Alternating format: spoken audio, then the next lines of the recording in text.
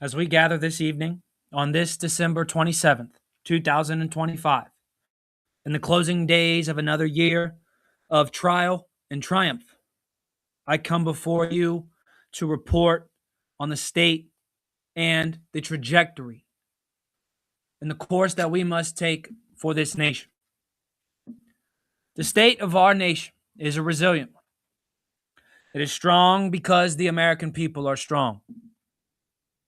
It is enduring because the principles that founded this republic remain alive in the hearts of its citizens. And it is hopeful because, under God, we have always chosen renewal over despair, unity over division, and courage over complacency. We stand today at an hour, not of accident, but of appointment, in a time of necessity, in a time of trial. An hour in which a nation must remember who it is before it can decide where it is going. This is no ordinary moment in our history. It is a summons from Providence itself, calling us back to the eternal truths that have guided us through prosperity and peril and conflict. Tonight, I wish to speak not merely of policies or programs, important as they are, but of the deeper contest of first principles that defines our day and age. Whether this republic still holds that authority is derived from God, responsibility from conscience, and liberty from truth. These are not abstract ideals confined to dusty parchments or to political slogans or to politicians selling their way back into office. They are the living foundation of our national life.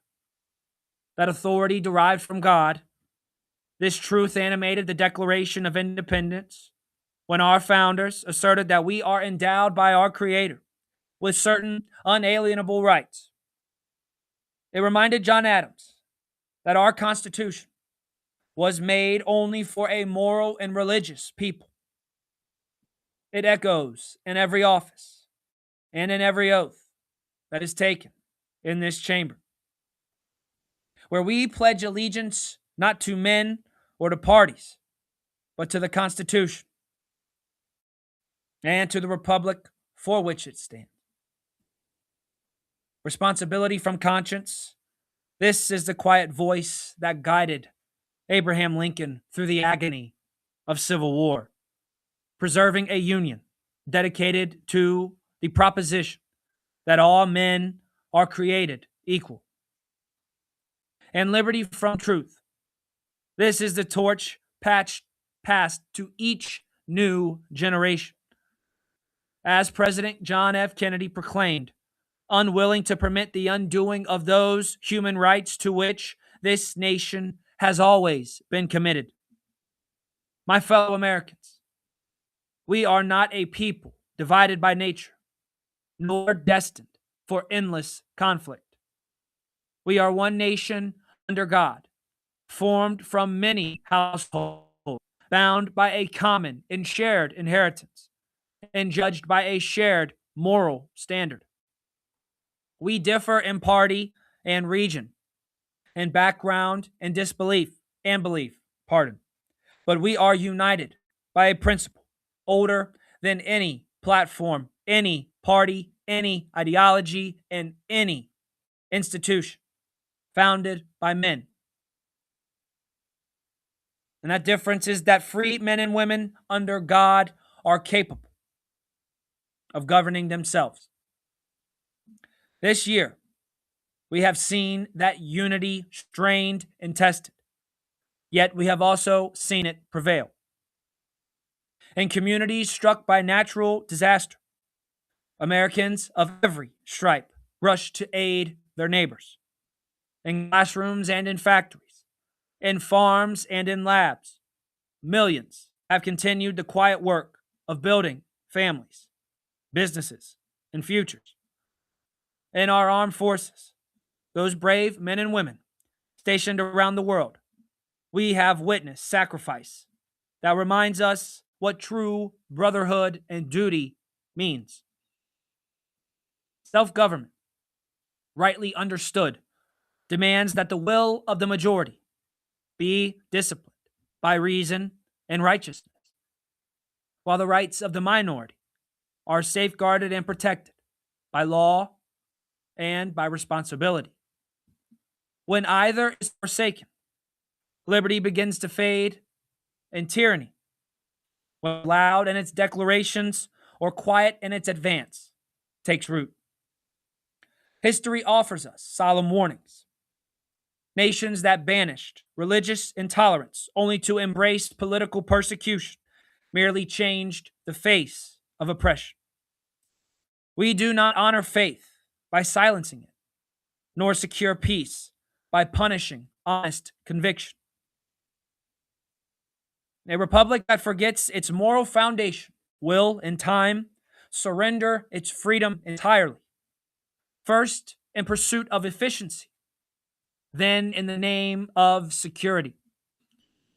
This nation was founded not to perfect utopian systems, but to protect individual persons, human beings, to secure the conditions in which citizens can live uprightly, work honestly, worship, and raise their children without fear and division sowed between the populace.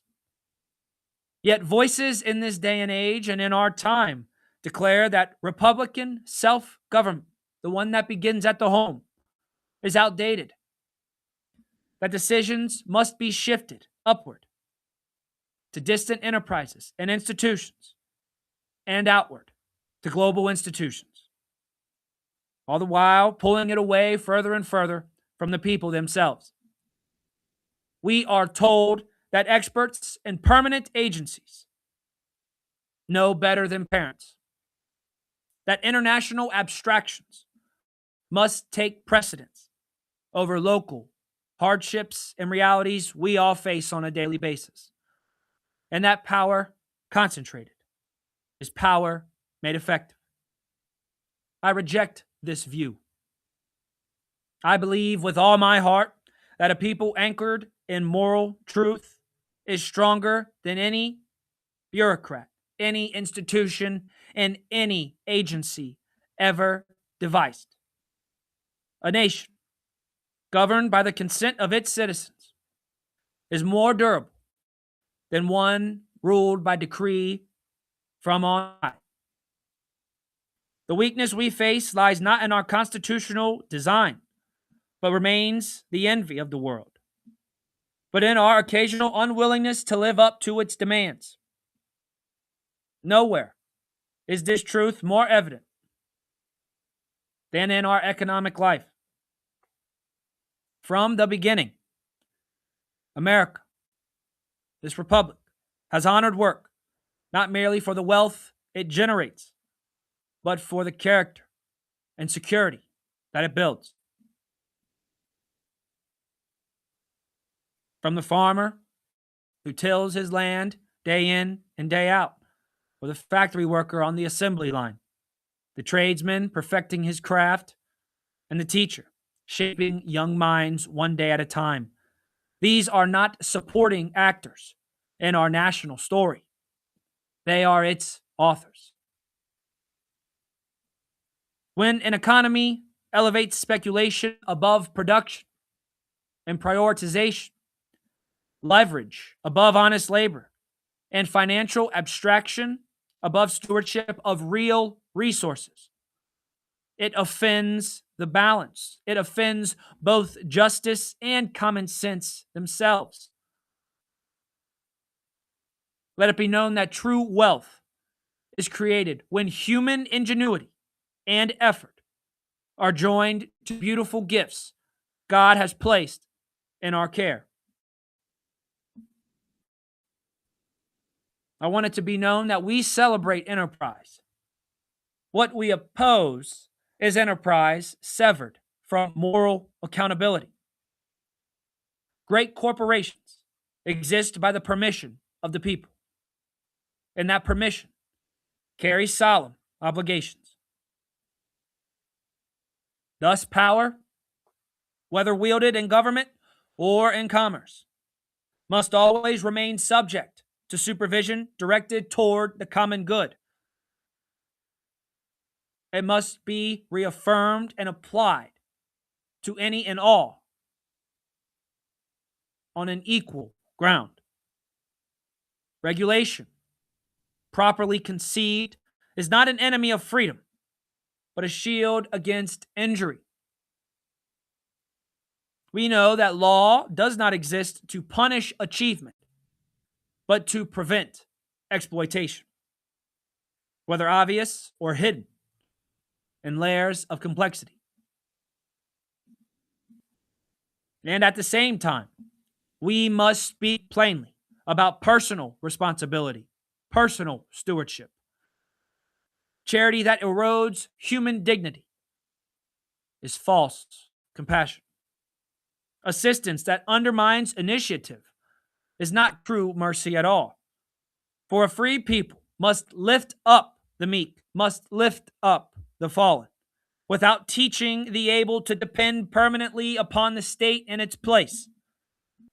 We are indeed our brother's keeper, not by excusing duty, but by standing beside him when duty grows hard. America's strength has never arisen from pitting class against class, state against state, party against party, or group against group. It has come from a shared moral vision. And that vision is this: that honest work deserves honest gain and honest reward.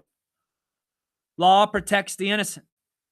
Freedom requires virtue. And brotherhood demands sacrifice and duty. This nation and the American people have been blessed beyond measure with vast land, abundant resources, and above all, with divine providence. Our ancestors understood that liberty without moral restraint becomes license, and that no nation long endures when it forgets the source of its blessings. In the year just past, we have made progress. Unemployment has fallen to historic lows in many communities, yet we still feel a burden. Wages for working families have begun to rise, yet people still are not able to afford homes. And energy production has surged, bringing greater independence and lower cost, yet gas prices still remain consistent. Our military has been rebuilt, yet has been applied overwhelmingly for ill-gotten gains and in conflicts, entangling ourselves in foreign conflicts that are going to be detrimental to the nation in years to come. And our alliance is strengthened for the wrong reasons and with the wrong allies. Not to mention that threats to our security confronted have been held to a lesser standard, have been held to a two-tiered system. One, where our allies and those within our own nation have presumably been let off the hook for a lot of words and for a lot of deeds that have gone on repeatedly. All the while, others are unjustly accused of being or doing or saying things that are not inherently a part of the American experiment. In this, we must take steps to secure our borders, all the while upholding our tradition as a nation of immigrants and laws. We have expanded school choice, yet kids remain uneducated.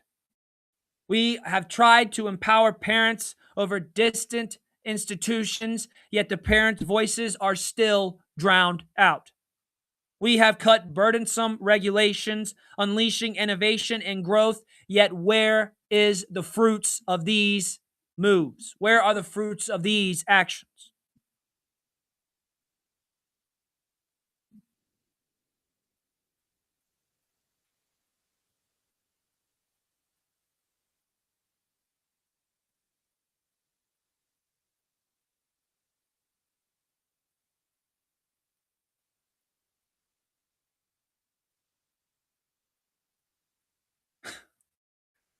And need we not say that we have begun to confront the crisis of addiction, ravaging too many communities, treating it not only as a public health challenge, but as a moral one, calling for compassion and accountability. Yet our efforts are not focused on countries that do contribute to these drug crises, but on other nations that have more oil and other resources and are not a big pivotal part of the drug trafficking trade.